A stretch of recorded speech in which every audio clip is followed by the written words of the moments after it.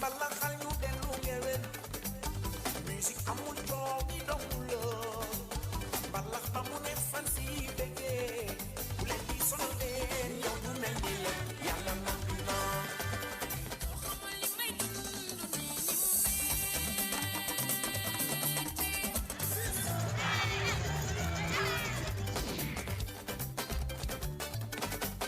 bakkan mbalaxal ñu dellu ngewel musique amul coow ni dong la asan mbalaxal ñu dellu ngewel musique amul coow ni dong la mbalax ba mu ne fan si bëggee bu leen di sonal leen yow du mel ni la yàlla nangu na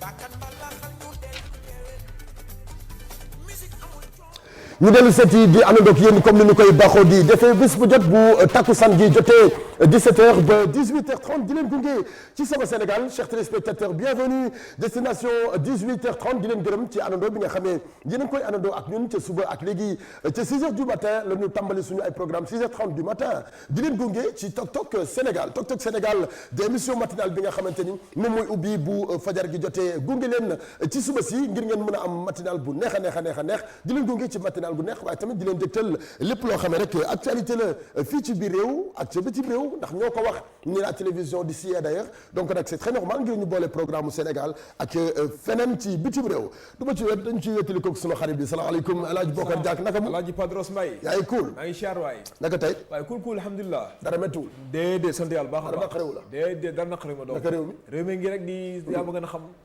waaw temps yi moom commencé naa féex waaw bërki démb ak tey moom féex la waaw xaw na féex waaw xaw na féex lii tubaab naan après la pluie c'est le beau temps c'est le beau temps léppay moo tax climat bi neex na aussi ngelaw li ni ñëw féex waaw bu tawee ba noppi daal péexu bi yàlla bay ñëw te loolu moom tubaarkàlla daa baax ci xol baax ci ruu di ko dundal moo tax waa sant dem yàlla ci guddi seddoon na waaw mbay seddoon na mbay dem ci guddi gi ngelawoon na loolu ngelaw lii c'est-à-dire nga ubbi fenêtre yi jarul ngay tal clim jarul ngay tal ventilo wallaay ubbi bunt yi rek affaire bi di dem daal kilimu yàlla gën a gaaw moo tax daan ñu naan ko liw bi nekkate démb yee ngelaw leen kilimu yàlla gën a gaaw loo gis di kilimu yàlla bi démb neexoon sant yàlla rek di alhamdulilah di sant yàlla alhamdulilah di siyaar rek di kontaanee sama waa koñ nee dama leen gëj a nuyu nee na seen yëpp nuyu ma leen waa benn brak waaw xanaa ëppal rek xanaa ab jéggalu sama waa koñ benn brak nee na siyaar baax di leen kontaanee di nuyu sama waa gaal ñëpp rek macha allah nuyu sama yaay ju baax Adja Dieu Mbodj Dieu Mbodj ñu ngi ko nuyu bu baax a baax a baax suñu yaay jooju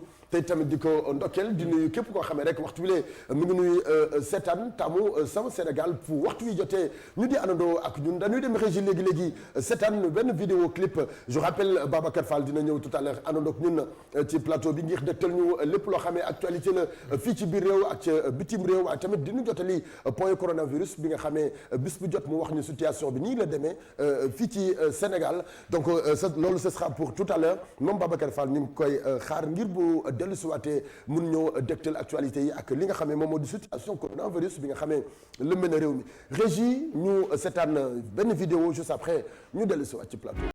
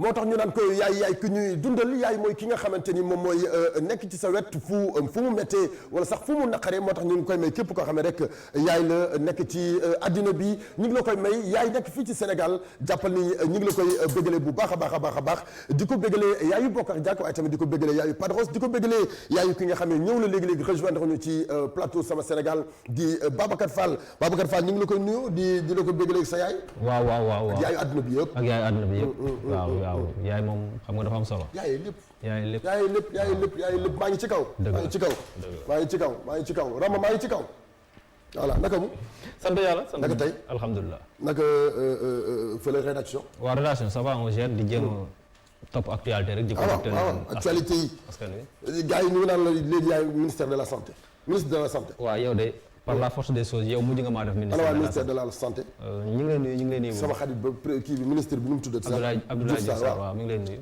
war ñoo gisee ci tabaski directeur de la prévention yow war ngaa gisante Diouf Sarr directeur de la prévention Mamadou Ndiaye mi ngi lay nuyu Mamadou Ndiaye directeur de la prévention waaw ñun ñëpp war nañ leen gis daal parce que ñun li leen liggéey ci Covid bi daal non kenn liggéeyalu leen ko directrice de la santé publique docteur Marie Khemesse Ngom Ndiaye mi ngi lay nuyu Khemesse Ngom ak fay am bay wàllu ministre de la santé yëpp ñu ngi lay nuyu ak bari bay ma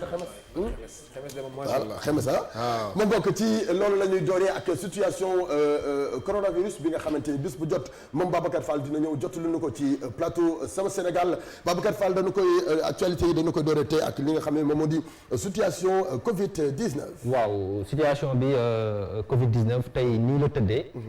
ministère de la santé et de l' action sociale def na 1244 tests. 1244. tests waaw. tey.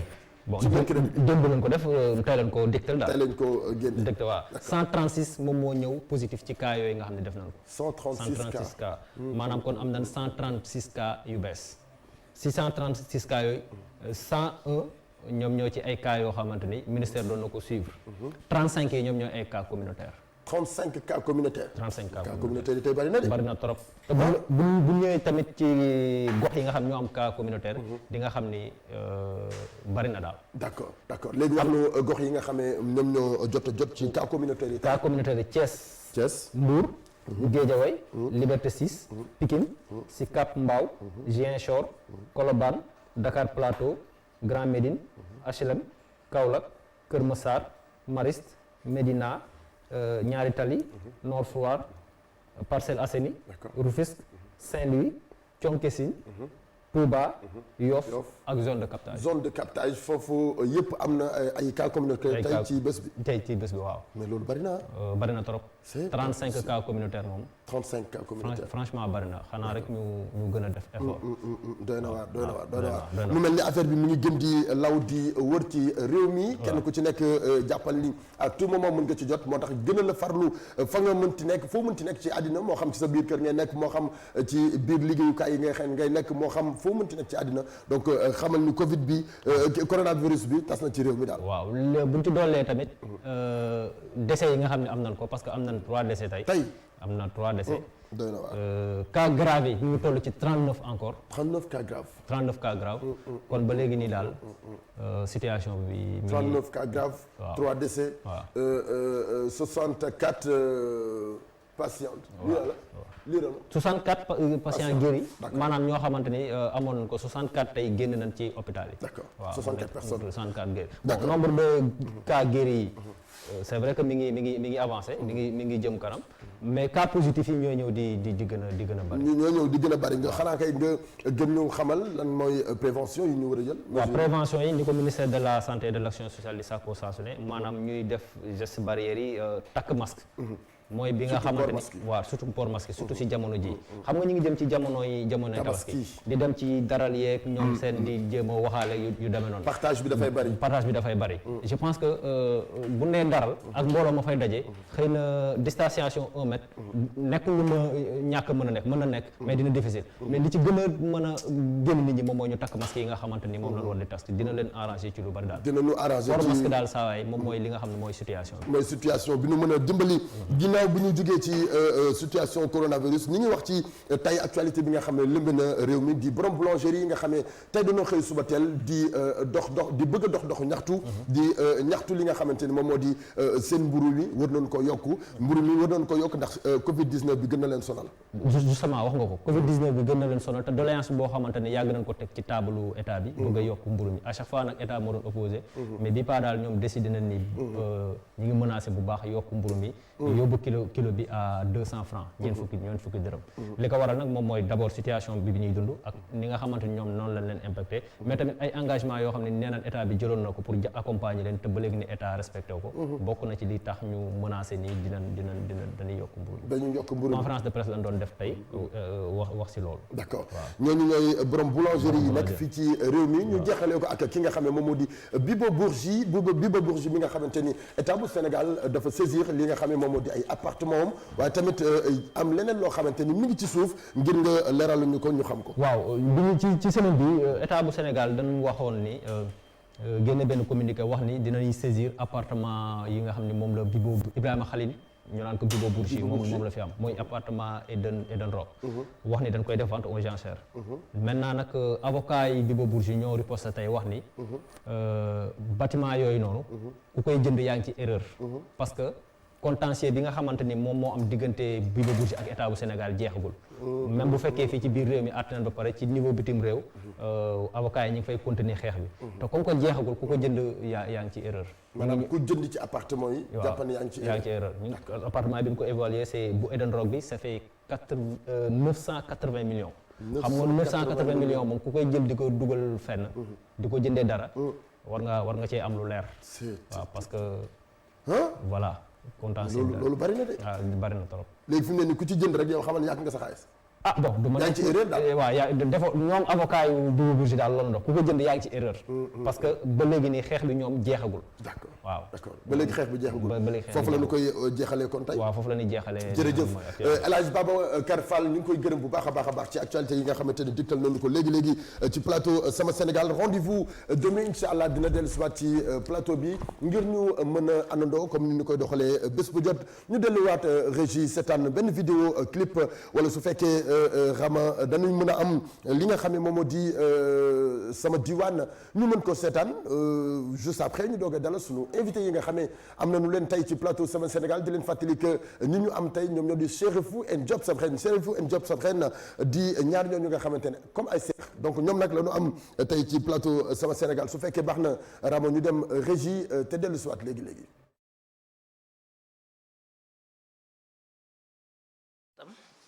man Oulimata Diop madame Diène Oulimata Diop dëkk Cambérène di présidente CIE Maymouna Diène dëkk si dëkk bi nag. waaw CIE bi moom motoon nañu ay vingtaine de femmes dañu doon def céréales locales mais lu jiitu loolu GIE bi dafay def pâtisserie boulangerie si biir kër gi mu ngi si biir kër gi après mën ngeen ko visiter après c'est la ñu def formation céréales locales di si liggéey. macha allah ñu ngi siy gis suñu bopp daal. GIE bi nag presque si gox bi la parce que bi ñu créé GIE bi 2001 après bariwuñu woon mais ñu yokku ba dem ay vingtaine ëppoon nañ sax 20 mais bi ñuy def formation céréale locale bi 20 la ñu woon ñu def formation bi avec ONFP. ñu defal ñu formation 2 semaines après léegi ñu continuer di liggéey nag xam nga mbiru jigéen moom ñeen nañu daw nañu mais ñeen nañu des nañ fi fekk na lu jiitu loolu pâtisserie bi mu ngi si biir kër gi man ak sama doom bu jigéen ak sama ñaar rakk ñoo encadré kii boobu waaw si biir kër gi pâtisserie bi mu ngi si biir kër gi waaw su yooyu daal la ñuy yëngatu. ñu defee formation bi pare fii daf ñu financé naka FDA daf ñu FDA dañuy financé bi ñuy financé ba pare financement yi da ngay waaru dafa jafe waaw parce que financement yi lu sonal jigéen ñi la waaw bi ñu jógee si loolu PIDES ñëw fii PIDES organisation Sénégal italien la Sénégal italien ñoom bi ñu fi ñëwee ñu jox ñu ay financement ñu continuer di liggéey. maa ngi leen di nuyu di leen sant di rafetlu jotaay bi di jiital ci nuyoo bi nag comme ñun niñ ko faral di defee suñu xalif général Seydina Baye Abdoulaye Thiaw yàlla bàyyi ko fi mu yàgg lool te wér ak mboolem xalif yi nga xamante ni ñoom la bokkal jamono yàlla yokk seen fan yokk seen am-am xiir nag ñun taalibe yi ci ndigal yi bàyyi loo ñu tere yi. man maa ngi tudd Sidi Karachi Fall man maay président section football bu ASC Cambérène depuis bientôt ça fait plus de 10 ans maa fi nekk maa ngi demandé sax à ce que ñu jël témoin bi actuellement ñu ngi ci waxtaan ak ay xale pour jéem leen former pour ñu assurer la relève parce que yaakaar naa ni war na doy ñu essayer yeneen jeunes pour que ñëpp xam ni dañ bokk ci activité sportive bu Cambérène. bon def naa ni dañuy def benn petite historique mooy AS Cambérène le xalif général yàlla loolu la def mooy l'actuel xalif général des Layènes moom moo ko créé woon booba ñun football ñu te football lañu ba ni ñu arrêté donc xalif bi mu ko créé en 1965 def naa ni Chérif Ousseynou Laye ci boppam rakkam la.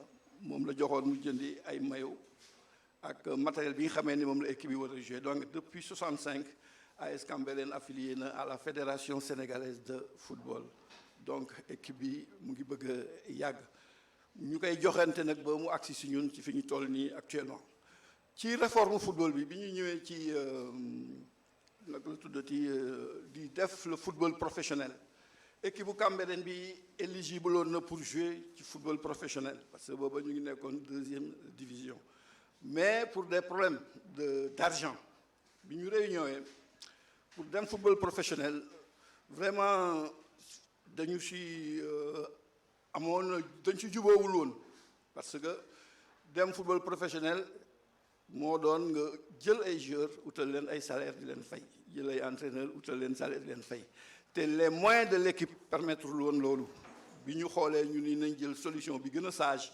mooy dellu ginnaaw dem jouer ji en amateur xool comment ça se fait football bi nu muy demee bu boobaa bu ñu demee ba xam ni nekk nañ ci ay dispositions pour mën a jouer dans le foot professionnel ñu jéem a xool ñun ni ñuy yéegee pour atteindre objectif boobu mais ñun de manière volontaire ñoo retiré wu du football professionnel.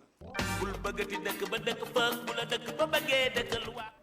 ñooñu ñooy askanu foofu la nga xamante ni moom moo di ci Cambérène waa Cambérène ñoom tey seen wàll am nañu ko ci plateau Sama Sénégal ñu ngi leen di gërëm ak équipe bi nga xam ne ñoom ñoo fa demoon di jëmoo merci beaucoup ak équipe technique bi nga xam ne ñoom la ñu àndaloon demoon foofu la ca Cambérène ñu dellu seeti ci plateau bi léegi dinañ dalal suñu invité yi nga xamante ni am nañu leen ci plateau bi tout à l'heure ñu ngi leen koy wax di Chérifou and Jobs prenne Cheikh Bou Wallo ma nga foofu la ca France di ñu seetaan en direct ñu ngi leen nuyu bu baax a baax kooku di Cheikh Bou Wallo le grand champion ñu ngi lay nuyu Soxna Khady du tardé benn yoon Sama Sénégal bés bu jot mu wéttali ko ak ñun kooku di Soxna Khady borom auto école Kër Aram ñu ngi lay siyaate tamit di la ndokkeel merci beaucoup Pape Faye le sunu Baye Fall bi mi ngi àndandoo ak ñun Pape Faye jërëjëf ci àndandoo bi ak ñun ak ki nga xam ne moom moo di sama waa ji nu mu tudd sax aywa lu ma daal nii bëgguma di xool sama téléphone mais il faut Samba Diakhoumpa man ku la wax loolu Samba Diakhoumpa de Samba Diakhoumpa de ay may toj de Samba Diakhoumpa de Anta Babou joyeux anniversaire ñu ngi lay souhaiter bon anniversaire dundal ba mu yàgg lool Anta Babou borom Pikine c'est de la part de Pape Bou mi ngi la koy ñaanal ak waa Pikine ñëpp Badou di la souhaiter nga dund lu bare kooku mooy Anta Babou réseau kontaan tey dinañ dem ñu delluwaat régie ñu seetaan vidéo réseau kontaan juste après sunu ay invité ñu mën leen a installé ci plateau Sama Sénégal su fekkee baax na Rama ñu mën ko seetaan rapidement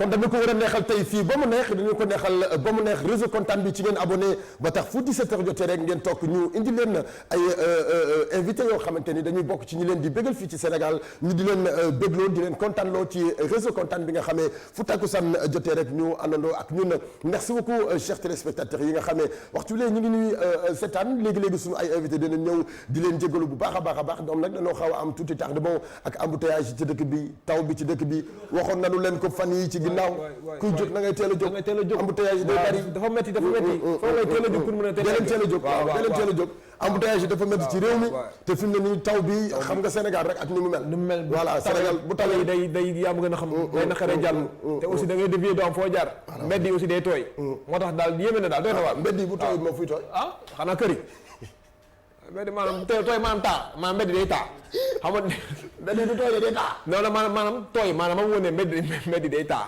les mbedd bu taawee nag da ngay dévier embouteillage bi dugg ci koñ bi foofu ta déviation yi sax dafay bari voilà déviation yi dafay bari donc nag boo leen di jóg da ngeen di teel a jóg ngir ngeen mën a yegg fi ngeen jëm donc fu ngeen mënti di dem rek prévoir leen embouteillage yi nga xam ne dafay am ci kaw tali bi moo xam guddi la moo xam bëccëg la période nawet la ñu toll donc da leen teel a jóg ñu ngi jégalu bu baax a baax suñu ay invité dañoo am tuuti tardement mais waxal ma dem naan ji café. waaw da ngay naan café man du ma naan café. doo naan waaw non rek invité yi tey moo xam naa émission bi moom day daal kii ndax boo foo fi café gi Serif en job sa beneen jërëjëf job sa beneen xam liggéey sa beneen tey ñoom lañu invité tubaarkàlla ñaari ñoo ñu xam ne xaw ma ay seex lañu xaw ma ay maga rakk lañu waaw tubaarkàlla waaw tey moom xam naa ne moom kontaan continuer rek lay doon kontaan continuer ñoom nag dama génne single single bu bees tàq tuddee ko Noël yi Assane ana suukar si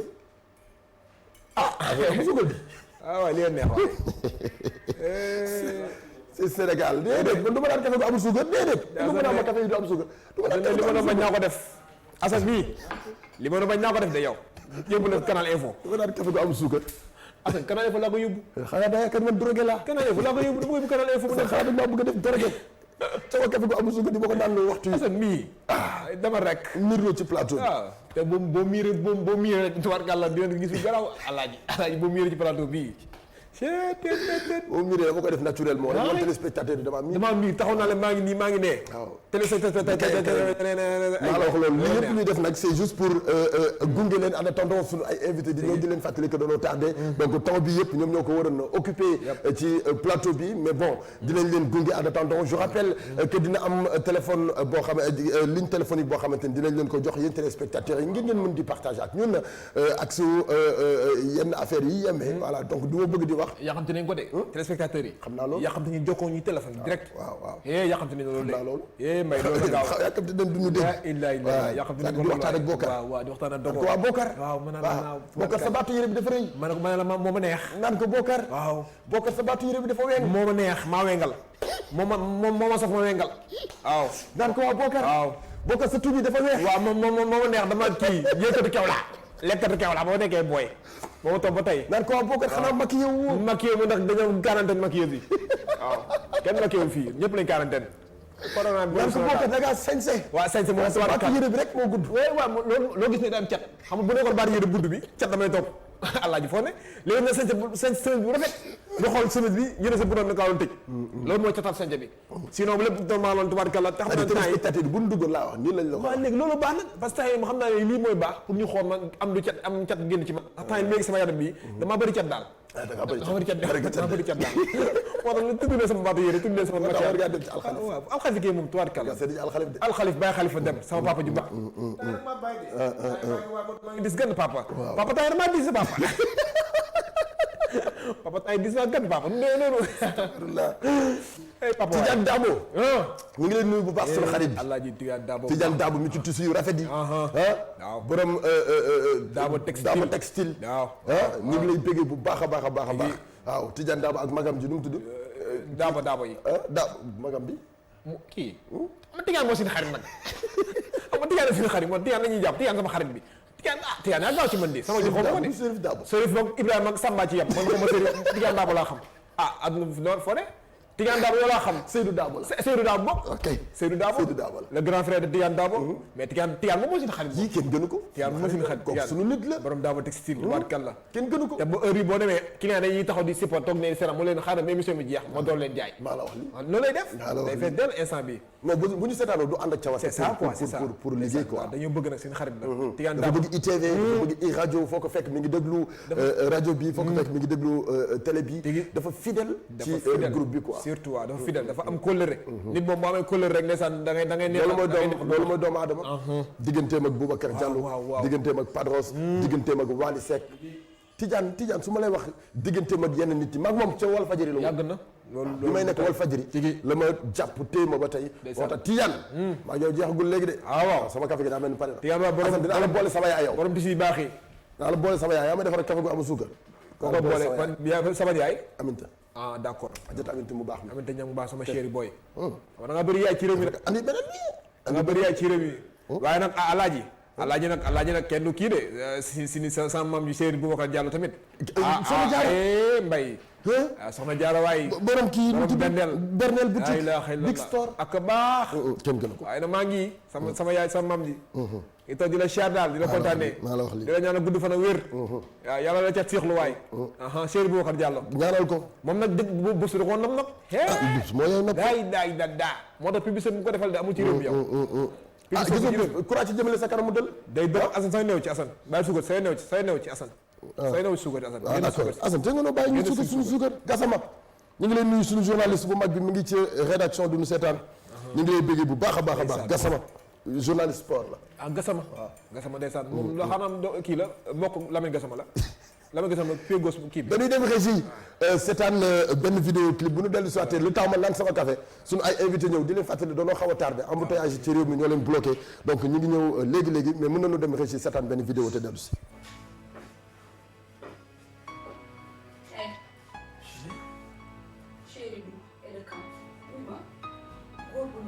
facture bi courant sax moo ko fay am lettre bi sëñ bi moo fi indi du ma xaar ma génne sinon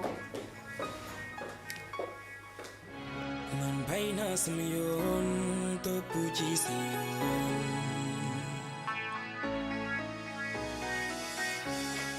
man nga ma jaraloon dox suba ba ngoon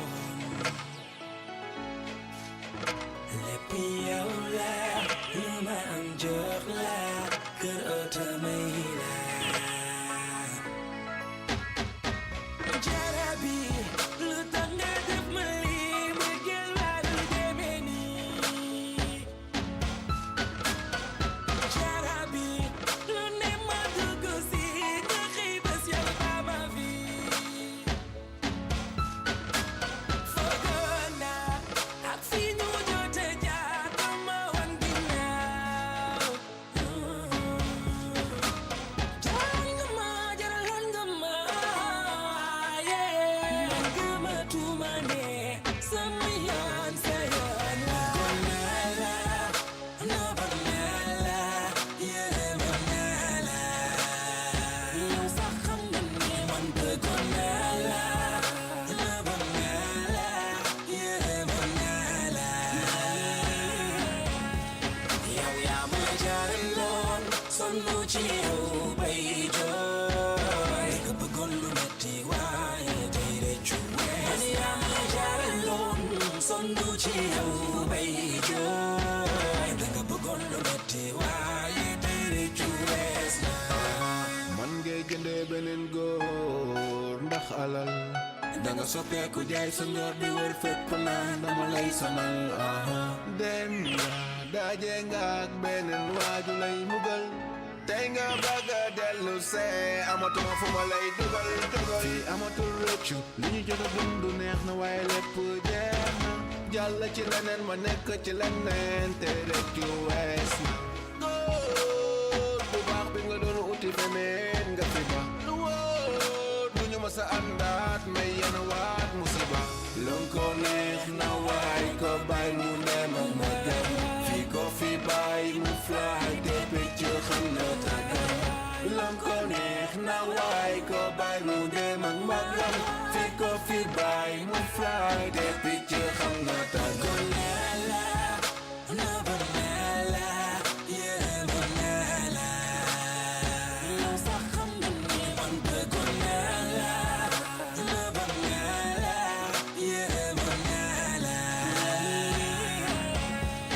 yow yaa ma jaaraloon sonnu ci yow bay jooy nga bëggoon lu metti waaye tey rëccu wees yaa ma jaaraloon sonnu ci yow bay jooy nga bëggoon lu metti waaye tey rëccu wees na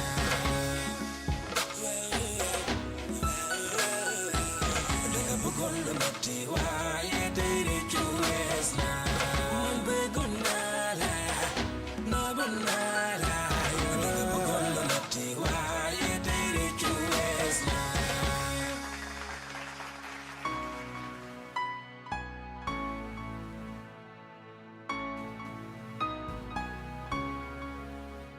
17h47 45 minutes moom mooy doog a jot Jarabi je rappelle sunu invité yi ñoom ñoo ko way di morceau boobu nga xamante ni moom moo di Jarabi ñoom nag yegg si nañu mais duggaguñ ci studio bi quoi donc ñu ngi ci suuf loolu yëpp nag bëggoon naa ñu wane ko mais bon comme fi mu ne nii daal avant affaire yoo xamante dañu koy nëbb fii.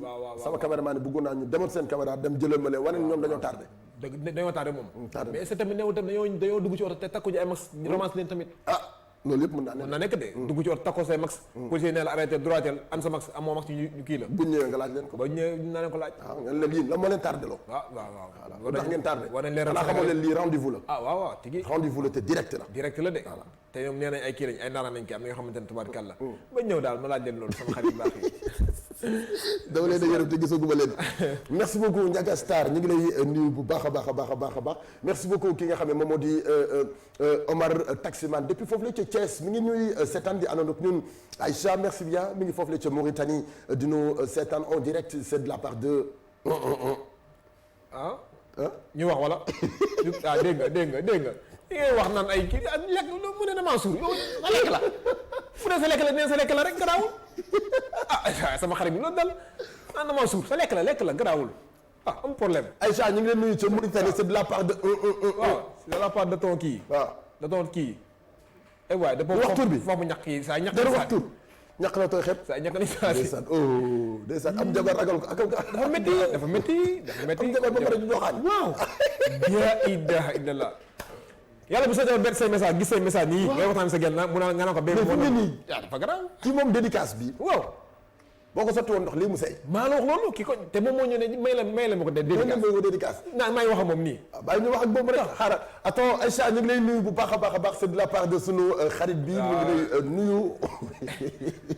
saa dina xam de ma nga ñàkk rek sama xarit bi nga ñàkk rek.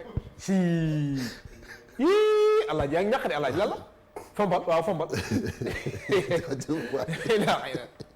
oui Aïcha waa borom Mauritanie ngay siyaat baax waay sini kii bi sini téléspectateur bu fidèle bi nga doon de la part de notre kii sunu xarit bi merci naka Mauritanie maa bëgg neex ma jot say jàmbur Allah yamal foofu Aïcha waay Aïcha Mauritanie naa be voilà xanaa moom tukulóor la yéen waxal sama xarit bi boo ko tegaa yam foofu waaw suñu invité yi ñoom tamit alaaji moom tukulóor la wala boo la ñëwee ni ngeen fekk ci waxtu rek ñu jox leen. ok xam ne bu doon boo bàyyi nag ñoom man. invité yi bu ñëwee dama leen naan acal mel ni beneen yoon. waaw bu doon man rek la bu ñëwee duñ yéeg du ngeen dugg loolu doo dugg du ngeen dugg yéen. d'accord alors mënut a ñàkk c'est normal parce que Sénégal moo mel noonu ak embouteillage yu bari donc dañu leen di comprendre bu baax a baax donc ñu ngi ñëw. léegi rejoindre ñu ci plateau bi génne nañu clip bu bees clip bi ñu ngi ko duppee Noweli ci Haalpulaar moom mooy. neex na waaw Noweli moom mooy neex na ñu def ko featuring ak Wally Balago Seck le chanteur du peuple Wally Seck moom la ñu àndandool ci morceau bi nga xam ne moom moo di Noweli waaye ci musique daf mel ni ñu ngi nii de moo jël leen rek en direct laa leen di wuyu. kan la ñuy laaj Padros. ku ñuy laaj. 4e étage. yéeg leen ci ascenseur bi bu leen jaar ci escalier yi boo leen ñëwee kon doo leen wax ci télé bi. ok waaw.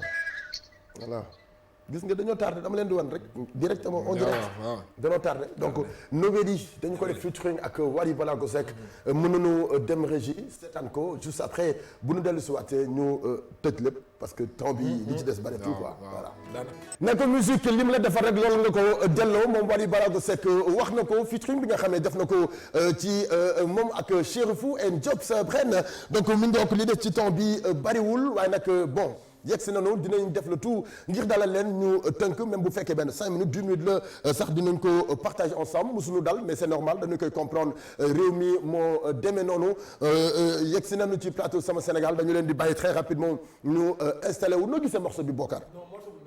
morceau bu nice. morceau bu cool waaw. morceau bu am ndeysaan. morceau bu am waaw dafa am na niveau am na niveau waaw am na niveau macha allah. maanaam liggéey nañ ko dañ ko liggéey. dañoo liggéey sans musicalement waaw dafa nice. musique bi toog macha allah. techniquement dafa cool. paroles yi aussi texte bi nice. vraiment ñoom aussi tamit ñu way musique. c'est très normal. waay boo doon ko way c'est normal waaw macha allah am na solo. yow tey boo doon way yow lan ngay way yow. su ma doon way. ko doon njukkal. ku ma njukkal boo xamante ni defal na la lu ne. sama yaay xanaa comme ñoom musique non par exemple waxuma nit. waxoon nit. par exemple ñoom musique daf leen am lu mu leen defal. d'accord musique dafa am lu mu leen defal. ba nu delloo ko njukkal. yow tey boo doon delloo njukkal lan ngay delloo. mais aar xanaa théâtre lay delloo njukkal.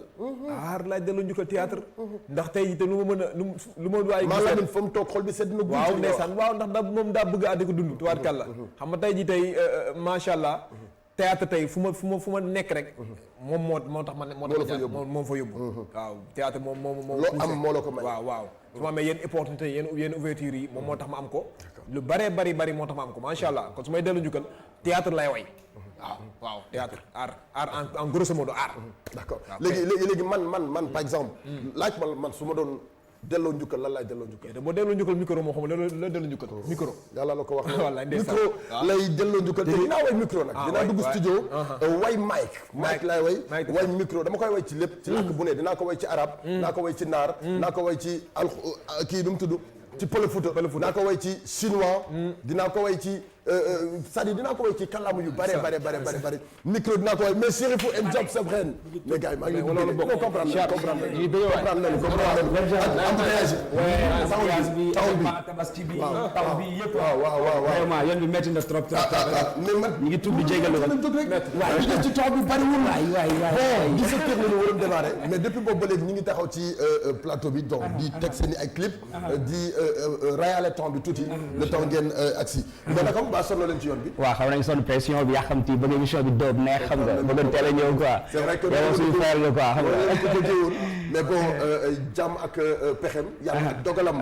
donc di leen présenter tey suñu ay invités yi nga xamante ne am nañu leen ci plateau Sama Sénégal je rappelle kii moom moo di Job sa brain kay moom mooy Chérifou. ñaari seex yoo xamante ni bi ñu dalee ànd ak léegi yàgg na yàgg di partager yàgg di séddoo yàgg di bokk li nga xamante ni suñu borom yàlla boole na leen ko ba tey jii ñuy ànd ci atum 2020 ñu génn single rendre hommage li nga xam ne moom moo leen boole ba tey jii ñuy partage ensemble ak le chanteur du peuple Wally Ballago Seck tey nag loolu moo tax ñu invité leen ngir promouvoir clip bi nga xamee def nañu ko di single bu spécial boo xam ne ñëpp lañu ko wayal képp koo xam ne mi ngi ci musique jàppal ni wayal nañu la ko muy Padros mi yow mi seetaan ak mélomane yi nga xamee ñu bëgg musique jàppaleen ni Chérifou and Job sa brain rendre nañ la hommage ci morceau bi nga xamee moom moo di musique ma présenté leen sama xarit bi kii moom bari na lu mu leen préparé loolu voilà benn artiste comédien la boo xamante ni macha allah fa tubaarkàlla mais nag temps bi. xam naa du ko may mais tëggaat man tëgg bi ma tëggaat yéen kay fi mu toll nii moom métti rek. tëggaatuñ ko. da ngeen woon teel a ñëw. day am benn yoon boo xam ne mën nga fa sax def une heure de temps. waaw mais nag benn espace boo xam ne nag fi ngeen toll ci réew mi nag vraiment waruñu leen invité ngeen am tardement nag. waaw léegi da ngeen waroon teel a dugg teel a ñëw teel a egg. waaw ñun dama lay xel ataay moom.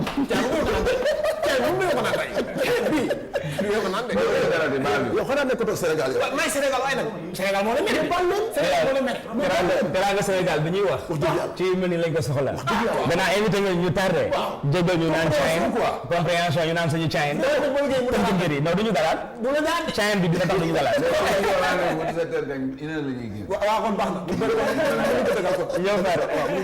alors gars yi maa ngi leen di nuyu. ñu ngi lay fay kay. ñu bàyyi leen ngeen di yoon teg téléspectateurs yi. salaamaaleykum Sénégal salaamaaleykum képp kuy seetaan Chérifou and Job sa brain ñi ngi jégalu ci retard bi yaa ngi am Chérifou and Job sa brain sama tante mooma daf law nee ma yee waaw tënk nuyoo bi rek ay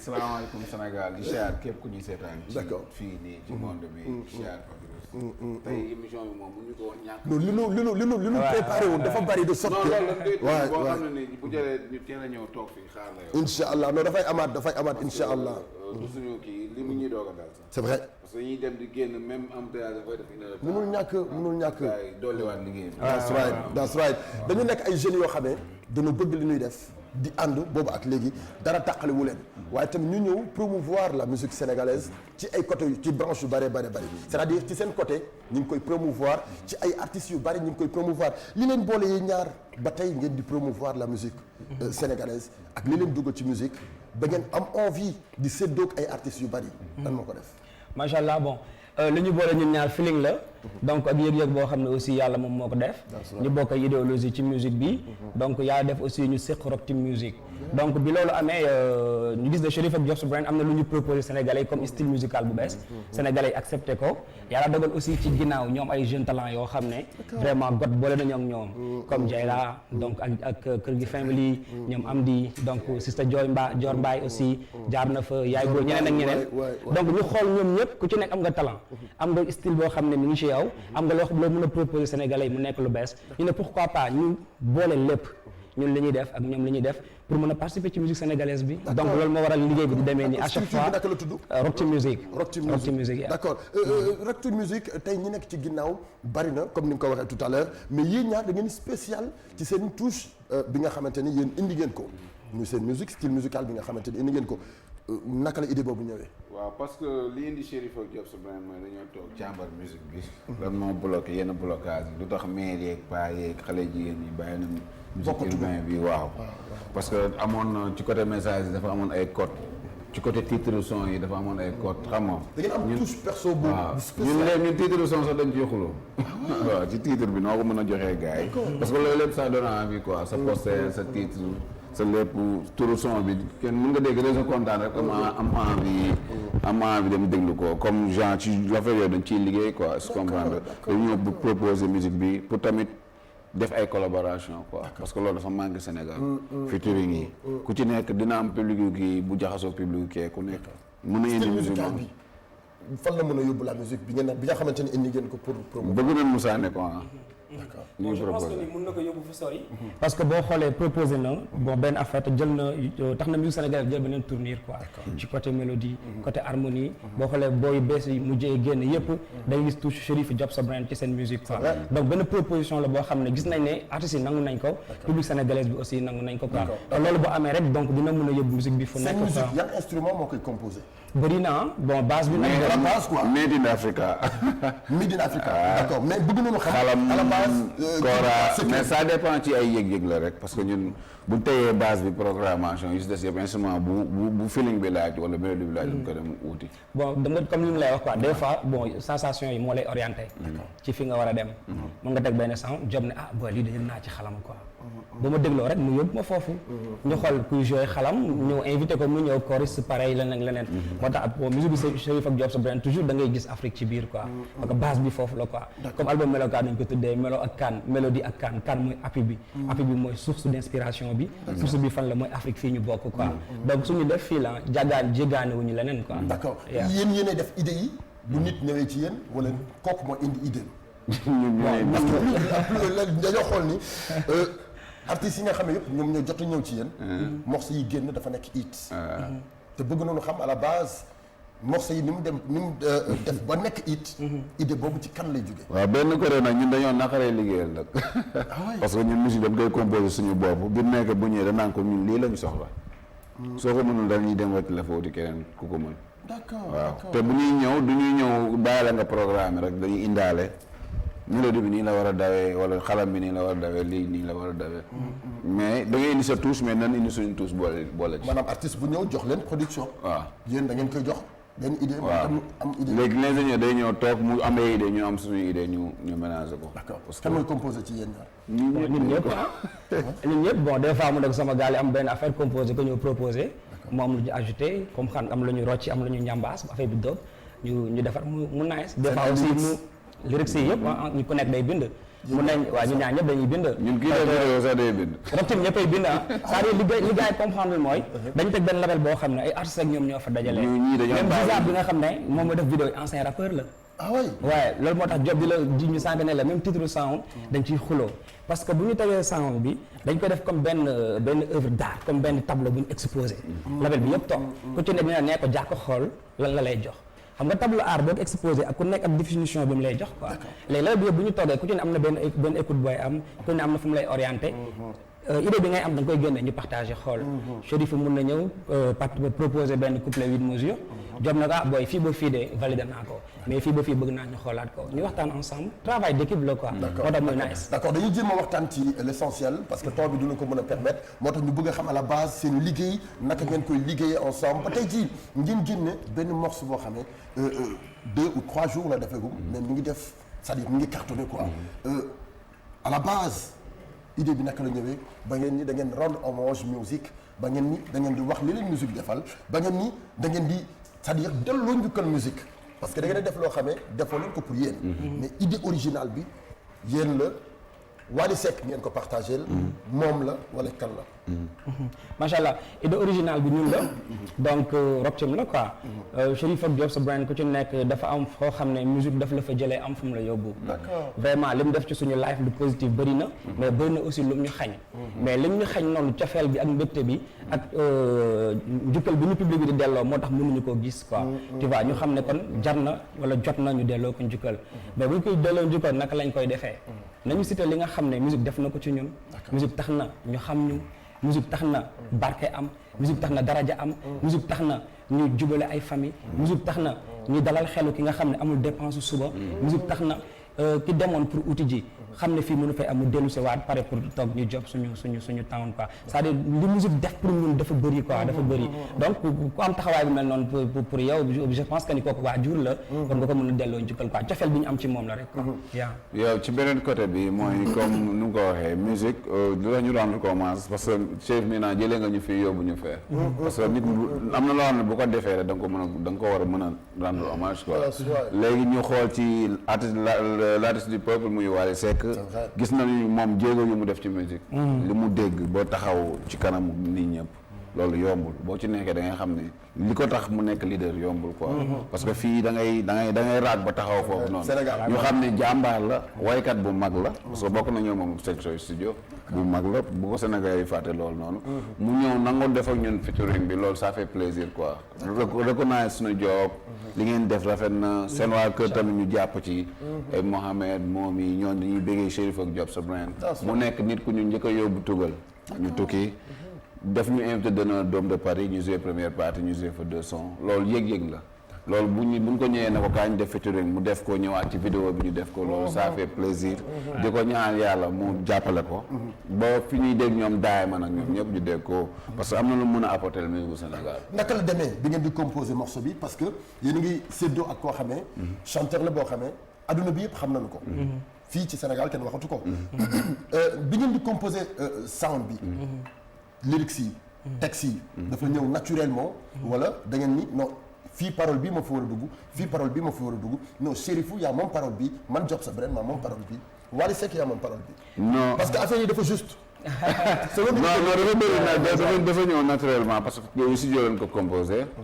moom des fois booy def net featuring da ngay ñëw tegal ko ne ko déglul lii laa bëgg a def ak yow. d'accord mais moom mu njëkkee déglu première ñaari 4 premières notes yi dañuy yee lii dafa rafet. lii dafa dope lii dama ciy def. ñu ne ko fii ak fii nga war a teg quoi ñu jox ko ay partenaires. moom moo ko composé boppam. ñu bind ko def ko. moo tax respect ça peut aller quoi bu ko neexoon tamit ne lii duma ci teg quoi comme ñee ne lii moom dafa rafet foog ma def ci foog ñu dooleel musique thème bi tamit doon thème bu ko neex mu exprimer wu ci boo gisee ci vidéo bi da nga xam ne kii thème bi da ko neex mu exprimer wu waaw ma rendre hommage bi moom rendre ko Padros la DJ Boub su Pape Cheikh yéen ñëpp ci musique ngeen bokk parce que am na boo ma waxoon sa histoire ci musique rek man damay fàtte sama boss waaw kon moo tax ñu def loolu macha allah c'est-à-dire loolu li ma ci bëgg a dolli bariwul mooy juste rek li mu doon wax parce que nekk artiste yombul quoi bëri na artistes yoo xam ne am nañ tour bu ñu leen invité ci featuring dañ koy demander bàyyi ko seen gàlle dégluwaat jël seen temps pour xool ñoom ci yenn piste la ñuy jaarale affaire bi ñu dañu composé morceau bi teg suñu refrain teg suñu ay couplet bàyyil ko espace partie yi mu war a teg mais bi ñu ñëwee studio da ko déglu rek moom ak ñoom Youssou vraiment mu apprécié affaire bi Youssou Dieng donc macha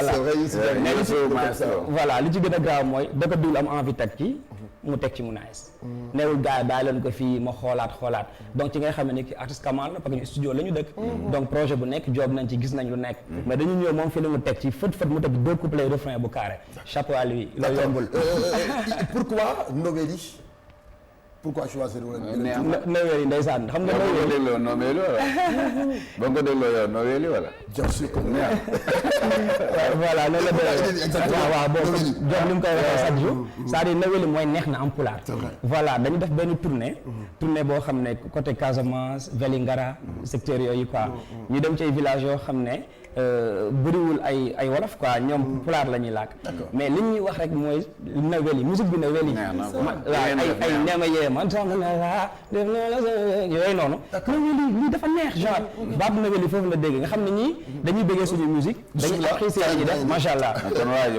xuloo bi jeex na xuloo bi jeex na grand China les événements bismillah ayca yaa ngi comprendre c'est-à-dire foofu la affaire bi jógee d'accord ñoo xam ne ñu dañoo bëgg la ñuy def ñun di dégguñu olof mais ñi ngi way musique bu Chérif ak Job sa brain conseil da ngay tàllal micro rek da ngay way ñoom ñooy yeggale ngay dégg Noël bi ci moom loolu moo ñu inspiré ñu ne il faut ñu def benn sound ci Noël yi rendre hommage musique sénégalaise bi rendre hommage aussi yeneen ethnie yi nga xam ne ñu ngi ci dëkk bi ñoo xam ne musique tënkuwul ci benn langue quoi donc am na ouverture mun nga jël xeet bu ne nga jël ci vraiment benn mot def ko ci sa musique surtout nag Sénégal bi nga xam ne fa lañ nekk donc ethnie yëpp benn lañ ñu ne pourquoi pas cette fois-ci ñu jël Noël yi baatu Haalpulaar ñu dooleel ko ñoo xam ne artistes yi ñëpp lañ fi nekkal ba ci benn côté bi tamit am na ci côté kii engagement bu ci nekk d'accord xam nga waale mu ngi naan li mu métti métti man teral na ma loolu ça day encourager tamit ñu ne ci gannaaw talent yi comprendre ku jàpp di nga am dara quoi parce que ci biir kii bi mi ne lu mu métti métti man teral na ma ni mu teralee waali na gaa yëpp faayet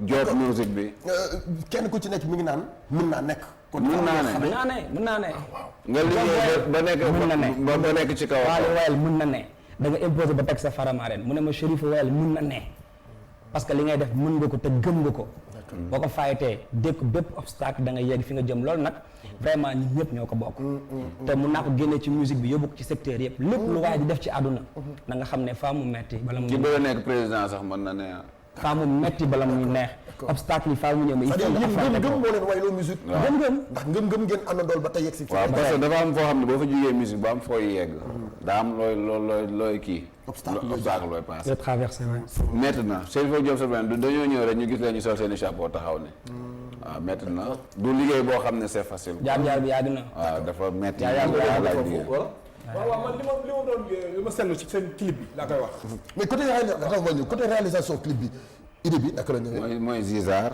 ñun dañuy waxtaan ci vidéo waxtaan ci kii moom tamit day indi concept moom tamit nekk na nit koo xam ne Zizar dafa bëgg créer moom bëggul comme ni ngay defee son mu am différence noonu la bëggee def vidéo muy am différence moo tax moom da koy jëlal bu gëstu d'accord très bien non man clip bi maanaam dama gis ni dafa sénégalais quoi man clip moo sénégalais de trop parce que boo xoolee comme musique boo woyee musique pour man dafa war a international parce que lii di ngeen li son dafa garaaw dafa nice dafa neex pour ku nekk bitim réew xool ko mën cee gis boppam pour mu comprendre clip bi est-ce que comprendre musique maanaam réalisation clip mënoon na gën a international pour mu gën a mën a dóob waaw mais c'est trop sénégalais. mais boo xoolee ci côté boobu noonu du ma ci ànd ak yow parce que am na décor ci fond bu zone bi.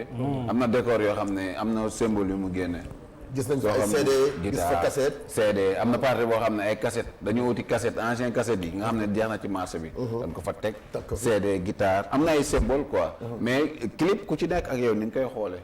est-ce que comprendre comme ma jël benn clip def ko ci wetu moom gis-gisam. waaw mais loolu beneen vision ci am na beneen vision ci clip bi parce que lu ci nekk mais am na peut-être ci close yoo xam ne mën na ko bañ a seetlu. d'accord comme mën nañu xoolaale en même temps ñu koy kii waaw.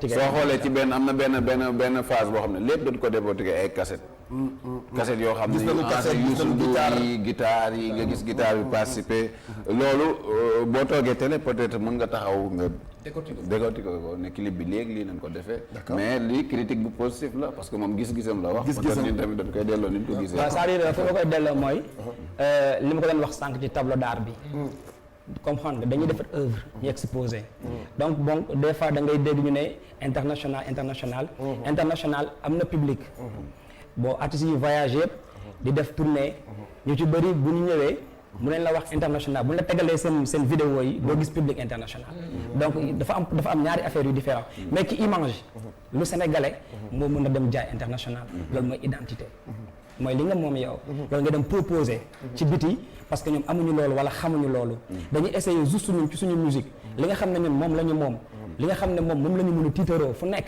ñu koy wane ci ci derrière image yi moo tax bon nga gis Djiby mu ñëw solu carrément comme benn sénégalais image bi ñu seetaan ko voilà Djiby solu comme benn sénégalais di pàkkar ñi boo xam ne lii Galsen la tey boo demee toog ak benn chinois dañ ko ne lii samay galañ la lii man maa ko moom loolu laay proposé tu vois lépp pour représenter la lépp pour wane li nga xam ne moom la Galsen moom moo tax vidéo bi boo xoolee ngay gis Galsen yéesa bon boo xoolee cassette yi xam nga bon évolution lay wane ci texte bi yaa ngi dégg Wally di wax li ko musique def démb metti woon na ñu woon ci ay cassette chromé bu doon dugg studio amul woon piste par piste benn play la ñuy def rek bu dee groupe la 5 personnes sax dañuy tiim benn micro ñoo koy seex mais côté réalisation bi pourquoi ngeen choisir yéen ñëpp ngeen toog ñu jël kii individuel après ngeen toog ñu ensemble waaw bon loolu ay feeling la et puis kii def vidéo bi feeling la ci ko et puis beneen bi aussi mooy c'est-à-dire xam nga Wally ñu ngi ci mondam Chérif ak Job sa brand ñu ngi seen monde mais fii musique da leen boole moo tax ñu ñëw nekk ensemble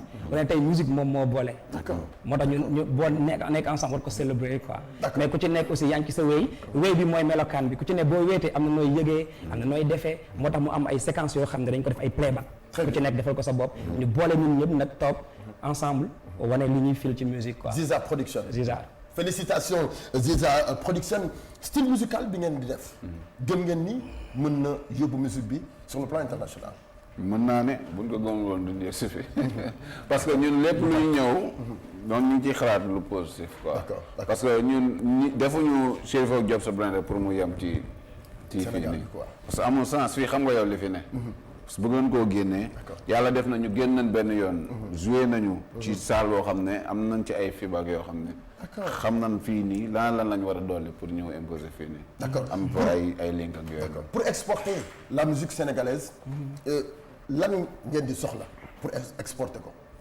bon li ñuy soxla bari na benn parce que dafa am foo leen fekk musique bi mu yàgg fi ba léegi génn gu fi à 100% benn c'est-à-dire bu génnee dañu naan musique sénégalaise génn na à 2% mais am na foo leen ko fekk te bi ngeen di ñëw ci 2% boobu ngeen ko fekk tey Sénégal sur le plan c'est-à-dire ci Afrique dañ ko war a reconnaître musique bi dina am inchallah c'est-à-dire sur le plan mondial dañ ko war a reconnaître te yéen ay acteurs culturels ngeen yoo xamante ni ci seen côté yéen a ngi bàyyi seen waar waaye tamit di bàyyaaleel waaru ñu bare bari parce que yéen a dugg studio composé teg affaire yi ngir bu génne mu mun a def it ma yaakaar ni pour exporter la musique sénégalaise il va falloir que ñu jël suñu ay instruments yi ñu moom fii ci suñu réew impliqué ko ci suñu ay morceaux te plus souvent léegi dañ koy xaw a duñ ko dégg lu bari ndax afrobeat bi ak afrotrap bi je sais pas bien sûr mu ngi ci c'est-à-dire loolu benn pàcc la ci quoi loolu mooy côté musicalité bi donc dañu war a fexe instruments yi nga xam ne am nañ ko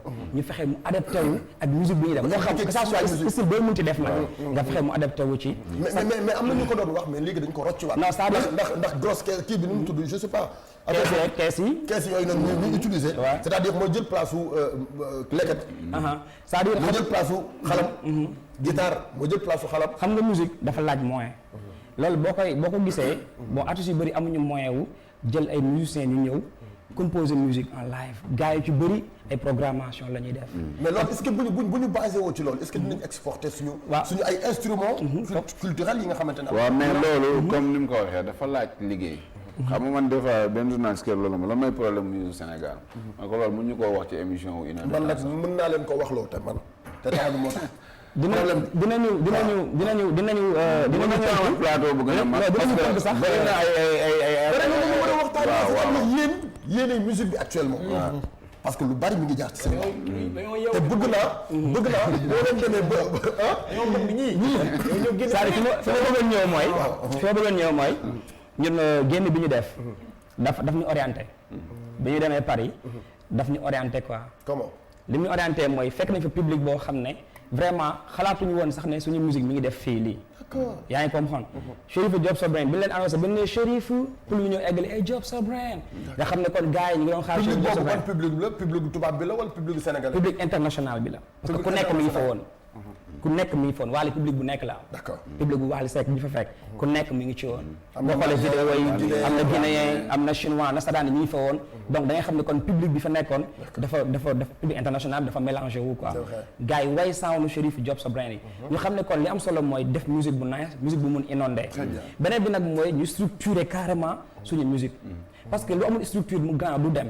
musique bu lu mu nice bu amul lu ko sànni li ko sànni mooy li ci ginnaaw. tu as raison li ci ginnaaw quoi il faut ñu am ay promoteurs yu taxaw yoo xam ne dañuy respecter musique sénégalaise bi. sponsors yi ñëw respecter artistes yi. sponsors yi ñëw. producteurs yi taxaw partenaires yi taxaw loolu moo des. boo demee tey Nigéria. ay ngandi label ñoo fay dem basé wu fa. pour wax leen. laaj leen benn question parce que temps bi jeex na. musique bi mi ngi dem wala demul musique sénégalaise. demul. très bien question boobu moom d'accord naa boo ne mi ngi dem fii waxtaan. non mën na ñëw 2 personnes di dem wala 3 personnes ñu ne mi ngi dem. loolu bu fekkoon plus de 50% la mën nga ne pourcentage bi. fii amatul producteur fii. exemple la promoteur. sponsor yi nañu sponsoriser artistes yi. partenaires yi nañu ñëw ci artistes yi. na yow waxtaan bi mu bëggoon bu ko téye fii léegi sponsor yi ñëw ci yéen. te beneen aussi mooy pour exemple ndaw rek boo demee Nigéria da nga fekk ay 100 stars. c'est vrai Sénégal ñaari star ngay dégg yéen ñëpp ay vedette lañ di lapi. mais loolu voilà. tu as raison il a raison. mais l'esprit bi fii moo doxul quoi bëgg nañu waxtaan ci musique. bëgg nañu waxtaan ci seen carrière. bëgg nañu départager exactement. li ñuy ñëw beneen jour boo xam ne fii la ñuy yendu. Dakar ñun ñu liggéey waaye Dakar la ñuy yendu. teg mbaxalu Saloum di ko door may nice. loolu foofu d'accord mais kontaan nañu ñu ngi leen di gërëm. merci c'est normal man yàlla dafa def. xam nañu lépp. c'est normal kontaan bi bokk nga ci ñi ko taal ba Sénégal yëpp. ba jox ko raaya musique ba jox raaya. yaa jël émission la mu tuddee ko réseau kontaan di ko ubbee di ko tëjee. mu dugg ci xolu Sénégal yëpp donc ñu lay show love ci loolu. di delloo njukkal ak jofeel bi nga am. gaynde suñu caaynoor bi. macha allah lépp dañu leen di encourager di leen féliciter seen liggéey ci réew mi dafa am solo seen liggéey ci réew mi dafa am ñu bare ñoo xamante ni ñi ngi leen di dimbali c'est vrai que ñi ngi dimbali seen bopp ñi ngi liggéey di def seen poche mais ñi ngi promouvoir la musique sénégalaise donc temps bi yëpp li ñu ko bëggee woon duñu may nu ko mais prochainement inchallah dinañ leen dalal ñu jox leen rendez-vous tout à l'heure sur iRadio 90.3 19h ba 20h45 ñu jëlee ji publicité ak service commercial bu ITV juste après ñu daje ci rajo bi. fonk sa yaram bokk na si di jëfandikoo ndox mu sell saa yu ñu namee naan ndoxu waalo la ñuy taamu ndoxu waalo mi di ndoxu mu woyof ndox mu neex saa yu mbooloo daje waalo di teraanga bi ñuy séddoo ndox mi seral xol te yokk mbégte jot sa waalo rek naan ba doyal ak butéelam bu jekk bii neexatee neex a yóbbaale fu jotaay amee solo waalo du ko wutee mooy ndox bi gën naanal waalo ngir faj sa mar yokk sa wér-gu-yaram ndoxu waalo baax si kër gi di àndandoo si liggéeyukaay bi ak sax bu ñuy tàggat yaram ni ko mag ñi taamoo noonu la ko xale yi bëggee ndoxu waalo foo dem fekk ko fa ndax am na fépp ñaar fukki dërëm rekk lay jar ku nekk ak bosam waalo la qualité accessible à tous